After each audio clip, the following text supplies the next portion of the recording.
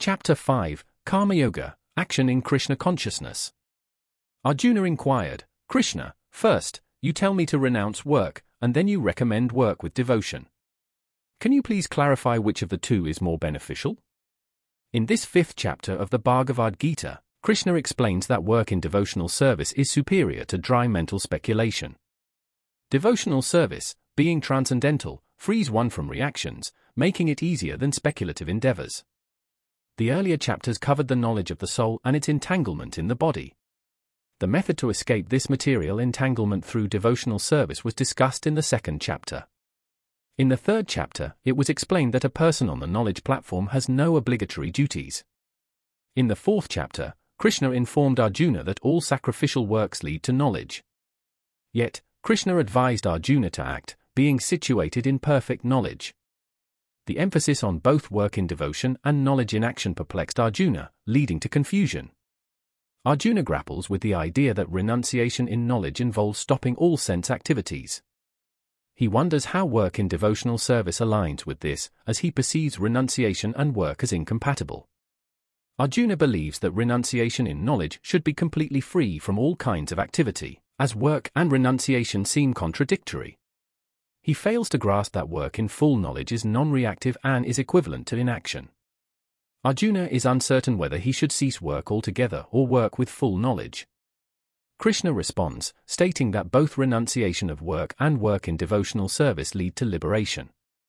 However, work in devotional service is superior to renunciation of work. Seeking sense gratification through fruitive activities binds one to the material world, resulting in continuous transmigration through different bodies. People, driven by the pursuit of bodily comfort, unknowingly subject themselves to material bondage. Quoting a verse, Krishna emphasizes that those who act for sense gratification are unaware that their present body, full of miseries, is a result of past fruitive activities. He stresses that acting for sense gratification is detrimental, as it prolongs material bondage. Only those who inquire about their real identity and understand that they are spirit souls can break free from this cycle. Mere knowledge that one is not the material body is insufficient for liberation. Real liberation comes from engaging in action in Krishna consciousness. Krishna clarifies that action in Krishna consciousness is not on the fruitive platform. Activities performed with full knowledge strengthen one's advancement in real knowledge. Mere renunciation of fruitive activities without Krishna consciousness does not purify the heart of a conditioned soul. Only through action in Krishna consciousness can one escape the results of fruitive actions. Krishna asserts that one should work in full knowledge, understanding that everything belongs to him. True renunciation is knowing that nothing in existence belongs to anyone, everything is Krishna's property. Therefore, everything should be utilized in Krishna's service. This perfect form of action in Krishna consciousness surpasses artificial renunciation by impersonalists. Krishna further explains that a person who neither hates nor desires the fruits of their actions is always renounced. Such an individual, dedicated to transcendental loving service, easily overcomes material bondage and achieves complete liberation. Those fully engaged in Krishna consciousness are always renounced because they feel neither hatred nor desire for the results of their actions. Their actions are directed towards the transcendental loving service of the Lord, and their knowledge is perfect. They understand that Krishna is the whole, and they are part and parcel of Krishna. Such knowledge is qualitatively and quantitatively correct, recognizing the difference in quantity between the part and the whole. Krishna refutes the notion that devotional service, karma yoga, and the analytical study of the material world, Sankhya, are different. He asserts that a person who applies themselves well to one of these paths achieves the results of both. The aim of both processes is to realize the Supreme, whether through analytical study or devotional service. The analytical study aims to find the soul of existence, and the soul of the material world is Vishnu or the Supersoul. Devotional service to the Lord is synonymous with serving the Supersoul. The real student of Sankhya philosophy, after finding the root of the material world, engages in the service of the Lord. Thus, there is no difference in the ultimate goal reached by both processes. Krishna concludes that those who are engaged in Krishna-conscious activities are better situated than those merely speculating about Brahman. The latter, after many births, may eventually come to Krishna consciousness. The engaged followers of Krishna consciousness are always happy, serving in their transcendental duties, with the guarantee of entering the kingdom of God. In contrast, those following Sankhya and impersonalism may sometimes fall from the path of self-realization, engaging again in material activities. Finally, Krishna highlights that a person working in devotion, with pure senses and a controlled mind, is dear to everyone, and everyone is dear to them. Though actively engaged, such an individual is never entangled. Krishna-conscious workers, being servants to all, are dear to everyone, and their work brings satisfaction to all. Their purity in consciousness ensures controlled minds and senses, enabling them to be fully engaged in Krishna's service. They remain aloof from material entanglements, recognizing their eternal servitorship to Krishna. When you perform your duties without being overly attached to the results and offer them to the Supreme Lord, Krishna, you won't be affected by sinful actions. This is like how a lotus leaf remains untouched by water. The material world is a combination of three qualities called pradna, and everything in it is a manifestation of Brahman, or Krishna. Knowing that everything belongs to Krishna, a person in Krishna consciousness is not concerned about the results of their actions, whether good or bad. Krishna advises resigning all works unto him, indicating that a person in Krishna consciousness acts with the knowledge that the body is Krishna's property and should be engaged in his service. This makes their actions pure and free from the contamination of sinful reactions. A person in Krishna consciousness acts for the satisfaction of Krishna's senses, not for personal gain. Such actions lead to purified activities and unadulterated peace.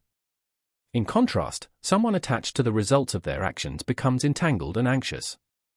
In Krishna consciousness, there's no duality, as everything is a product of Krishna's energy, and all activities are transcendental. This realization brings peace and fearlessness.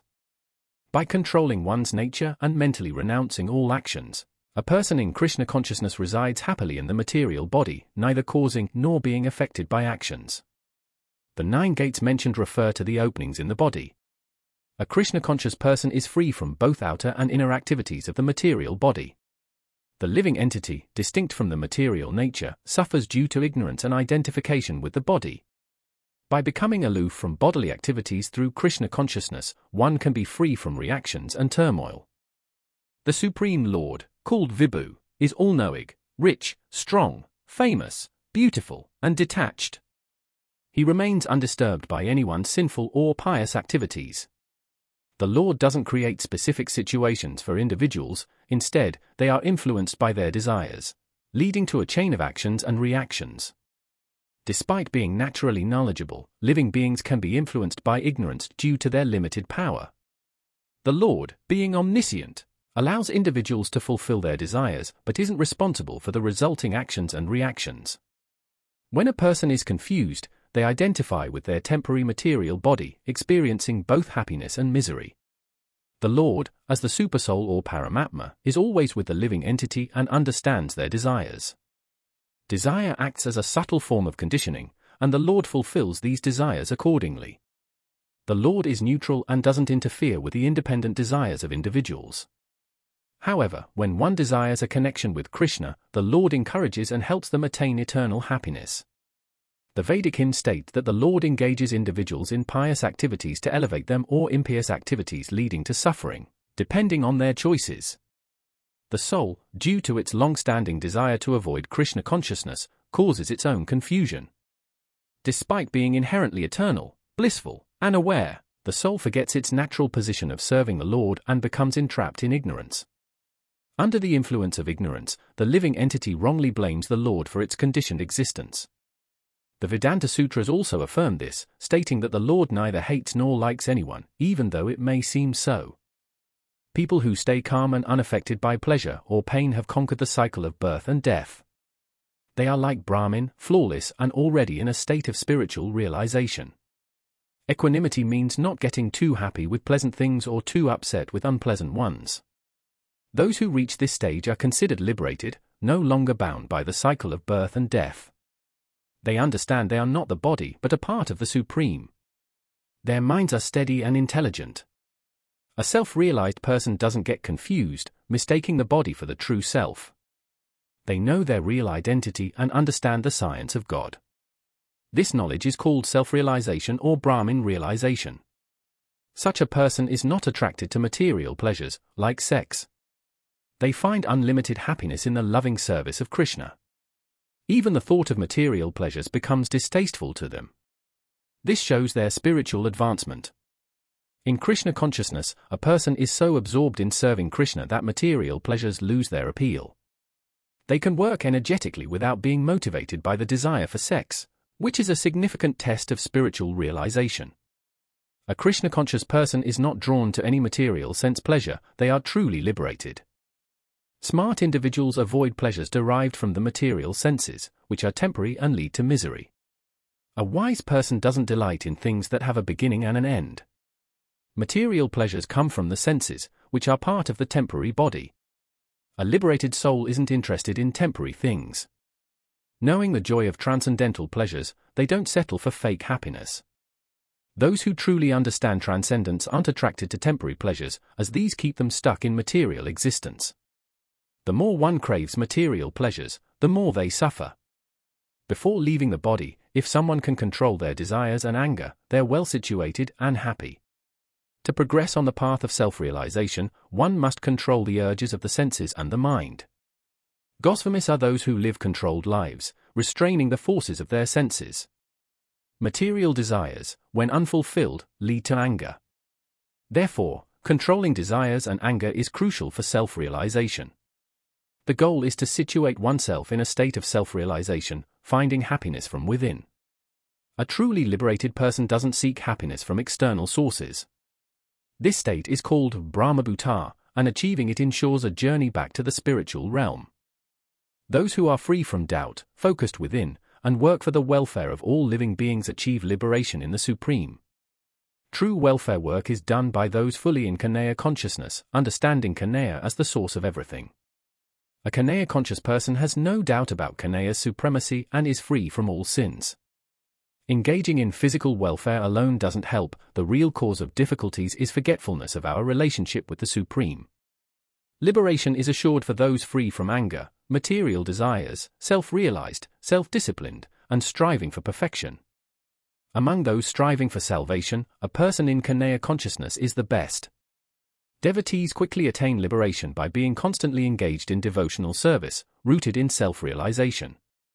They remain undisturbed, like the fish, tortoise, and birds, who maintain their offspring through vision, meditation, and touch. Similarly, a devotee, even far from the Lord's abode, elevates themselves by constantly thinking of Him in Kanaya consciousness, experiencing freedom from material miseries.